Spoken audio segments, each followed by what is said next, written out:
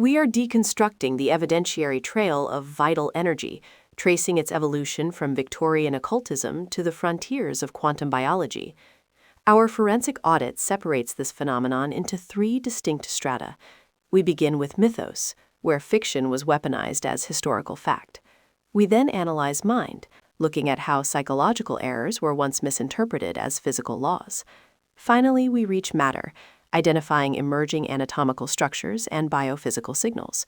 This investigation bridges the gap between historical fantasy and modern scientific reality.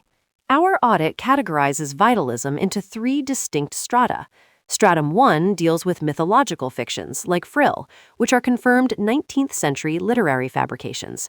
Stratum Two covers psychological perceptions, where sensations like the Odic Force are attributed to cognitive bias and psychosomatic responses. However, Stratum Three represents an emerging biophysical frontier.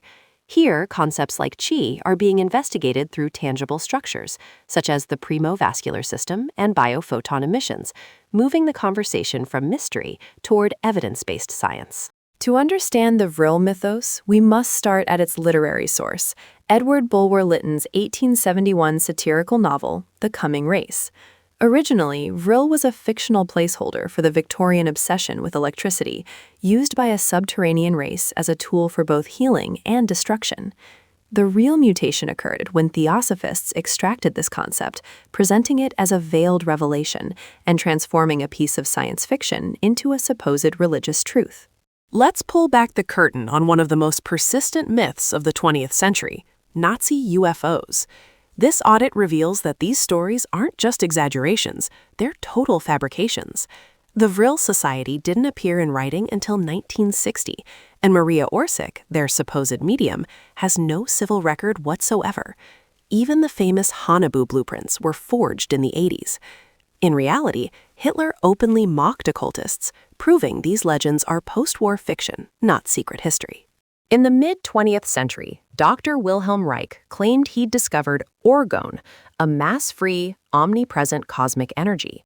He developed these accumulators, using alternating layers of organic wool and steel to trap and concentrate this vital force for a seated user. However, rigorous FDA investigations eventually labeled the device a fraud. This culminated in a 1954 court order that led to the destruction of the accumulators and the public burning of Reich's publications, cementing Orgone's place as a cornerstone of disproven physics. In 1941, Wilhelm Reich challenged the foundations of physics by demonstrating to Albert Einstein that a simple box could maintain a higher internal temperature than its surroundings, seemingly violating the second law of thermodynamics. Einstein was initially captivated, calling the find a bomb for the field. However, closer inspection revealed a mundane truth. The temperature difference was merely the result of thermal convection and the greenhouse effect. Ultimately, the supposed cosmic energy trap was debunked as nothing more than a well-functioning insulator. Exhibit C explores the Odic Force, a 19th century claim by Baron von Reichenbach. He relied on suggestible sensitives who reported seeing blue light emanating from ordinary magnets. James Braid later debunked this by proving that if subjects simply expected a magnet to be there, their minds would generate the visual data, regardless of physical reality. This is the ideomotor effect, a powerful reminder of how expectation can trap us in subjectivity and distort scientific findings. Let's examine case file Dynamo Energy, focusing on John Chang, also known as the Magus of Java. Chang gained notoriety for startling feats of pyrogenesis and repelling students with apparent bioelectric shocks. While proponents attribute this to bionuclear reactions within the body, forensic skeptics suggest more grounded explanations, like delayed chemical ignition or concealed electronic devices. It remains a fascinating study in the tension between mysticism and stage magic, officially classified here as unverified. Have you ever wondered why people feel intense heat during practices like Reiki, even when the physics don't support it? It's because the brain is a prediction machine. When we witness a ritual, our anterior insula predicts a sensation. To resolve this, the brain generates a top-down hallucination, creating phantom heat to match its expectations. This proves that what we physically feel is often just the powerful result of predictive coding and the placebo effect. What if qi isn't just a concept, but a biological reality? Exhibit D highlights the Primo Vascular System, microscopic, thread-like ducts floating inside our lymphatic and blood vessels. First discovered in 1962 and rediscovered in 2002, this system functions as a physical highway for bioinformation and DNA granules. It represents a groundbreaking shift in our understanding of human anatomy, providing a tangible link between ancient vitalism and modern science.